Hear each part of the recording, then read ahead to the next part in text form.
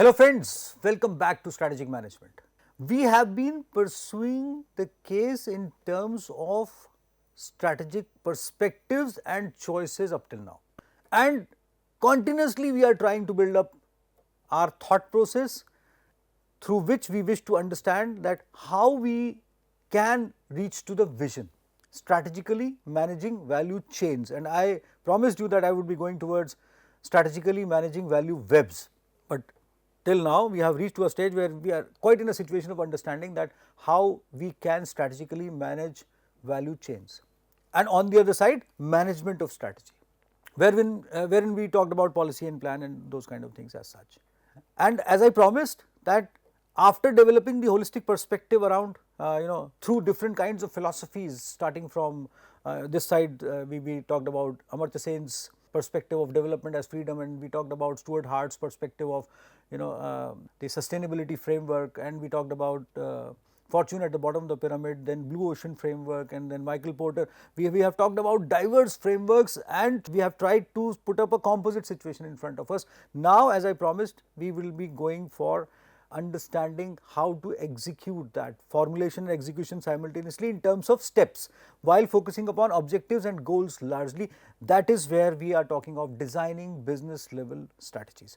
And you see, although the text we are using here is largely based on competition and perspective of Michael Porter through competition based understanding, but I would be using all those philosophies which we have tried to understand up till now to understand business level strategic choices and designing business level strategies in this session and the next session as well.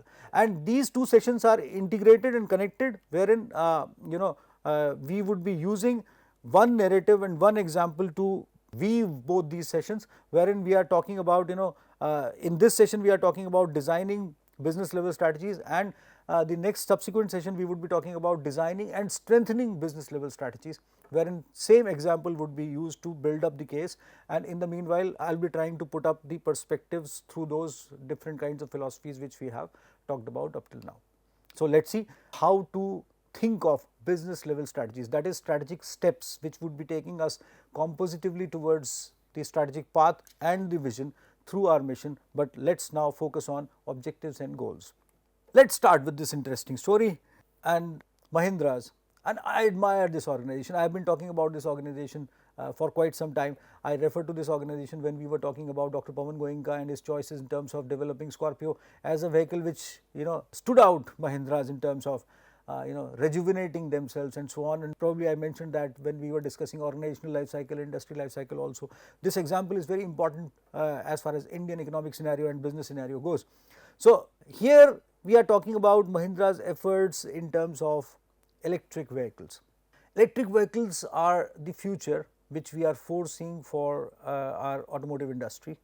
The other day I was thinking in terms of a landscape associated with how organizations they position themselves and reposition themselves, and there I was thinking in terms of automotive industry, wherein all the organizations they are now rechristening themselves in terms of getting away from diesel based or conventional engine based automotive companies towards being EV companies. This perspective, when I was thinking about this, I was reading this news item in yesterday's Times of India, I remember, wherein UK people are putting off their EVs somewhere because maintenance costs or mechanics are not available. And I was talking to my team members on that somehow if mechanics are not available, that industry would not grow the way it should be. If an industry has been putting up things in front of them in terms of growth and in terms of strategically choosing business level and functional level strategic choices, why aren't they developing mechanics basically? And so much so that and if a vehicle is requiring mechanic, that means the vehicle has already gone for 1, 2, 3, 4 years of driving as far as the situation goes, because the vehicle which has just now exited from the showroom, it's a brand new vehicle, might not be requiring mechanics. So that means people who are putting off their vehicles away, they have already used that vehicle for quite some time. That means the production is going on, everything is going on, and mechanics are not there. I wonder why this part of industry was neglected by UK EV industry somehow. So that is one part wherein we are looking at business level strategic choices in terms of manufacturing and retailing, but not propelling that value chain in due course of time. So that is one part. Try to think about that, try to read such kind of articles, what is happening to EV industry around the world, what kind of growth and maturity stage it is, maturity cannot reach, but growth stage it is reaching, and why growth is being hindered. For example, in India, the situation is being hindered by as far as charging station goes, but then Tatas, they have collaborated with several oil companies now, then several kinds of fuel pumps would be having charging stations now everywhere, and Tata, they would be putting up larger efforts in terms of propelling this. So let's see what Mahindra EVs they are doing. So when we think about electric vehicles, Teslas and BYD as references. So Shanglio Sun, February 28, 2024 electric vehicle in India, and Statista.com topics, this is the reference. So Teslas and BYDs come to mind with their futuristic technologies. Some even promising fully autonomous driving is there. However, in India, things are a bit different. How different? Currently, India has one of the highest percentages of public transport use in the world, averaging to almost 25%, excluding non-motorized transport also. What is non-motorized transport? Are we referring to rickshaw that way? Yes, probably yes we are. Across major cities.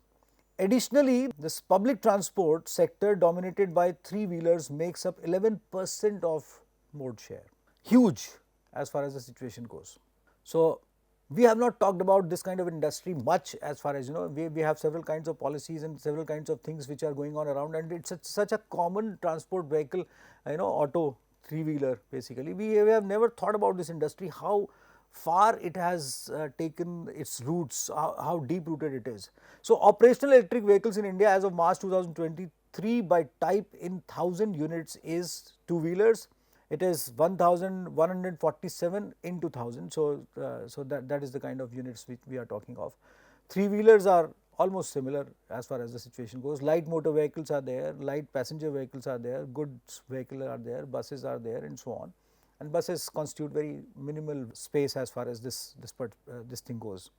Then sales volume of electric three-wheelers in India. Now look at this.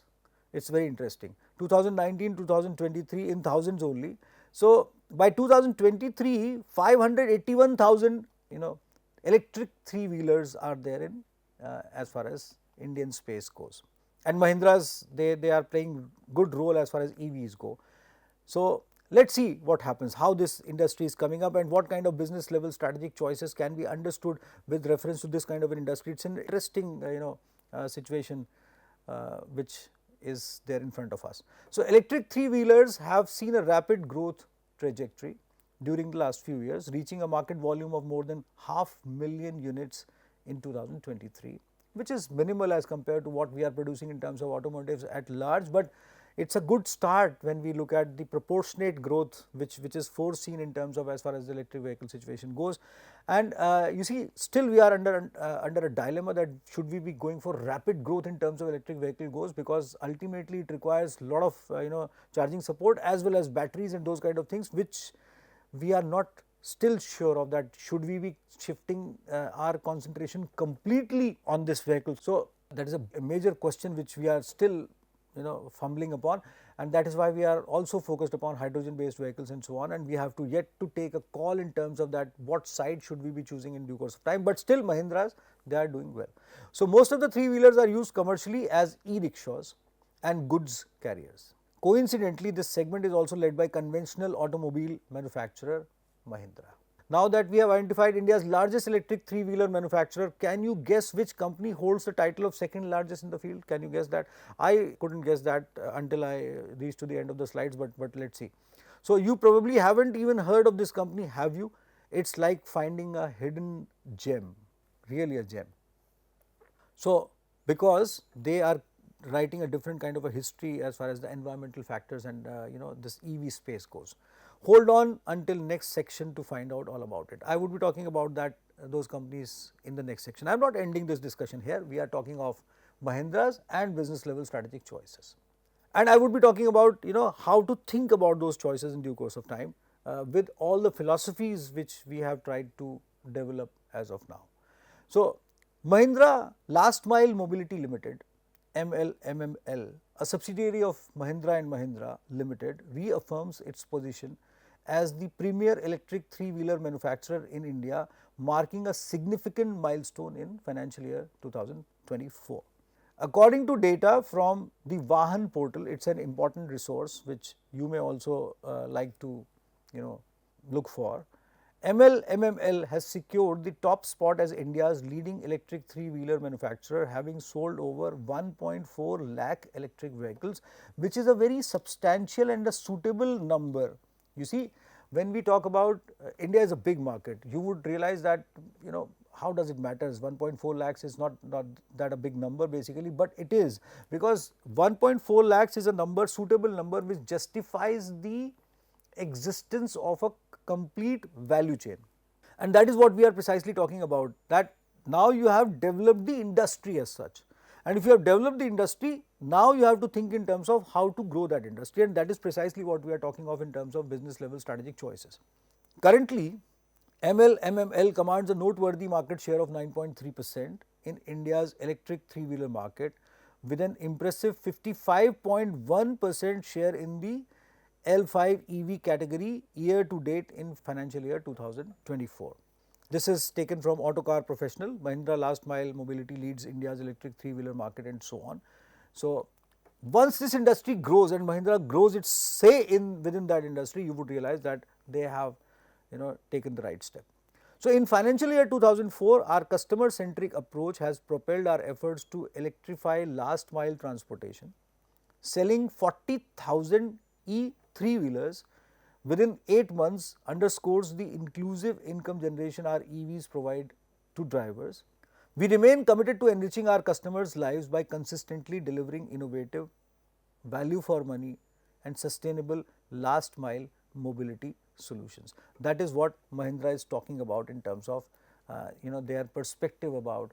Now, if you will look at this statement, it's very interesting. There are 3-4 things which already talk about business level strategic choices. What are those? Customer centric approach, and I would be talking about this very specifically in my next session subsequent to this, because as I said, these are integrated sessions. So, customer centric approach, that means the choice of the customer or development of the customer, targeting the customer and then developing that target and satisfying the needs of that customer. So, that is what you call customer centric approach in broader sense, although you can think in terms of looking into the details of this specific concept in my subjects like innovation in marketing and marketing of innovation, and product and brand management, and integrated marketing communication as such also. So, customer centric approach has propelled our efforts to electrify last mile transportation. That means replacing all the vehicles. So, that is again a business level strategic choice. Why? Because as it is evident, when we are talking of customer centric approach, you are not only talking in terms of marketing, but you are talking in terms of developing the product which is customer focused. On the other side, when you say electrify last mile transportation, that means you are talking of distribution setup basically. So, you are talking of reaching to the market. Selling 40,000 E3-wheelers within 8 months underscores the inclusive income generation our EVs provide the drivers. Now, that is wherein you are strengthening and developing the value chain. I am selling this vehicle for personal use? No, I am selling this vehicle for generating income for my customers. So, that means I am analyzing their income also. I am developing, I am trying to think in terms of value they may derive out of this. So, that is where income generation or EVs provide to drivers. That means I am looking for the customers of my customers or the business potential for my customers. So, that is where again business level strategic choices comes in. That means less of charging, more of running, those kind of things I am thinking the way my customer would be thinking, and the way it would maximize the gains for my customer. So, that is again a business level strategic choice. We remain, and that is where technology also comes in, that is where a lot of marketing efforts also comes in, that is where positioning also come in, and so on. So many research and development efforts are also associated with this simple thing when you are thinking in terms of earning of the customers. We remain committed to enriching our customers' lives by consistently delivering innovative, value for money and sustainable last mile mobility solutions. Sustainability, environmental sustainability and business sustainability, we have talked about that. Value for money, that I am spending, or you see, when you are talking about the customer's livelihood, that means they are investing in this. So, you are actually looking for value for money, wherein you are thinking in terms of returns, in how many days I would be getting my fixed cost recovered in terms of the money I would have invested or I would have paid for my e-vehicle. And innovative. So, innovative solutions are all together there. So, there you see, once you start thinking that way, are you are we reaching at the same page wherein we are thinking in terms of what kind of a vehicle design would be there, how the customer of my customer would be feeling comfortable sitting in my vehicle. Would they be feeling comfortable, they would be having enough leg space, they would be able to keep some luggage there, they would be not going for some jerks. For example, elderlies are sitting in that e-vehicle, would it be comfortable for them? For example, if that e-vehicle is utilized for let us say less number of children to be taken to school, would it do that kind of a job also? These are the questions which I am thinking for my customer, and that is where business level strategic perspective in terms of operations management or marketing, and as well as production, as well as research and development, everything comes to fore. And let us see what happens next. So, in just 8 months, MML has witnessed remarkable growth, selling 40,000 electric vehicles. To meet the surging demand for 3-wheeler EVs, MML has tripled its production capacity, leveraging manufacturing plants in Bengaluru, Haridwar and Zahirabad. Precisely what I was talking about: production, operations, research and development. MML's extensive range of 3-wheeler EVs includes the Treo, Treo Plus, Treo Zor, Treo Yari, Zor Grand, E-Alpha Super and E-Alpha Cargo, catering to a diverse range of mobility needs. You have already started categorizing the vehicles according to the target you are looking for. So, that is how you have that means you are differentiating the features, you are differentiating the designs, you are differentiating the usage ultimately, and you are actually thinking in terms of the livelihood association with every single vehicle. Treo is for X usage, Treo Plus is for X usage, Treo Zor for is Y. Please visit the website and you will see the design difference as far as the whole situation goes. It is interesting. So, what business strategy do you believe Mahindra's business unit, Mahindra Last Mile Mobility, is employing for its electric 3-wheelers? The fundamental objective of using any type of strategy is to gain strategic competitiveness and earn above average returns. Here I would devote a couple of minutes from now on this is above average rate of returns and competitiveness perspective which we are talking of, and we are using HIT, Ireland and Hoskinson here. Strategies are purposeful, precede the taking of actions to which they apply. Strategies are purposeful, very interesting, precede, and you see that is why these eminent authors are regarded so much, because they have so much to say and they say that in a crux basically, they say taglines or would say quotations, quotes. This is a quote: strategies are purposeful, precede the taking of actions to which they apply. Action is preceded by the strategy, and demonstrate a shared understanding of the firm's vision and mission, and demonstrate how firm is pursuing their mission. An effectively formulated strategy marshals, remember these words, marshals, integrates and allocates the firm's resources, capabilities and competencies. We have talked about all these three: resources, capabilities and competencies, so that it will be properly aligned with its external environment. Now, you see, there are two things which I would be talking about here. When we are talking about as far as the fundamental of objective of using any type of strategy to gain strategic competitiveness, so Mahindra is thinking about which competition. Let us assume if we talk about Michael Porter's competitive landscape or red ocean perspective, what kind of competition they are forcing? Are they foreseeing the competition with the contemporary vehicles being utilized by the customers of their customers? Yes, they might be. They might be thinking in terms of, for example, if you are giving an option in terms of for school going children. So, the person who is engaging himself in my vehicle to serve the school going children might have been engaged in, let us say, pulling a cycle rickshaw. So, here a vehicle might be having competition with the perspective of a cycle rickshaw which is being utilized as a school vehicle, or let us say Maruti vans which are being utilized for as far as school vehicles go. So, that is one competitive perspective which Mahindras might be having in mind if you look at this with competitiveness and earning above average rate of returns. Then on the other side, if you will realize that we have to replace them, and this would be more cost effective, futuristic So, if we enter into a red ocean framework, then we have to look at the same customer which has been served by other contemporary manufacturers, even by us also. That means somehow we would be thinking in terms of competing with some of our own vehicles which we are producing, and that would slightly not be advisable, because last time when we talked about strategic choices are also related to moving within the space which we have created and shifting from that space in due course of time. So, simultaneously we have to work upon two things basically. That is how we would be going for environmental sustainability.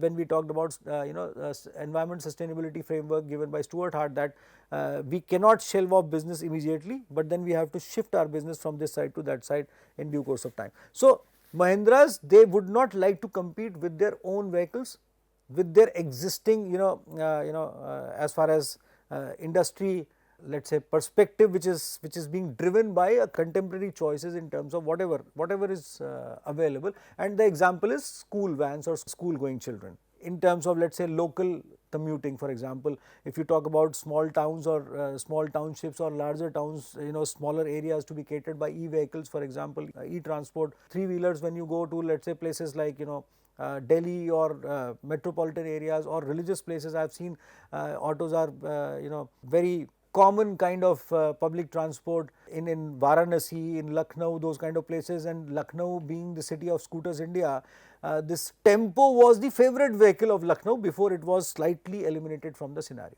So, if you are looking at the competitive landscape, you have to compete with the existing options, but then let us not look at that way. Let us think about e-vehicles as a blue ocean option, which it already is basically, that you are actually bypassing the competition, making it irrelevant, and that is how we have been looking at EVs as a blue ocean strategic option. So, if we are looking at EVs with that kind of a perspective, now it is very interesting. Then we should be going for non-customers. That means we would be bringing on board people who are not into the professions related with three-wheelers up till now. That means either we would be targeting the cycle rickshaw pullers for these kind of things, or making them our drivers or our customers, or we would be bringing on someone new, entirely new, for example, very small shop owners who have been running moving shops like thelas and those kind of those kind of vendors who have been earning a suitable earning through different kinds of professions and so on, bringing in those people on board in terms of becoming our customers and who would be serving the local needs and so on. If we are actually looking at that, then that is where we are going for bypassing the competition or making the competition irrelevant and going for non-customers. And then we can think in terms of going for value innovation as the complete framework. So, that is one part. So, if you will look at red ocean, it is already demonstrated here. If you look at blue ocean, then you are looking for a newer kind of a customer here. And if you look at fortune at the bottom of the pyramid, for example, fortune at the bottom of pyramid, okay, so might be.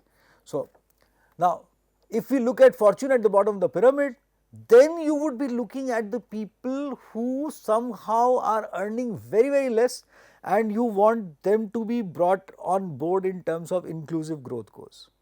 That would be a very different kind of a strategic choice which you would be making.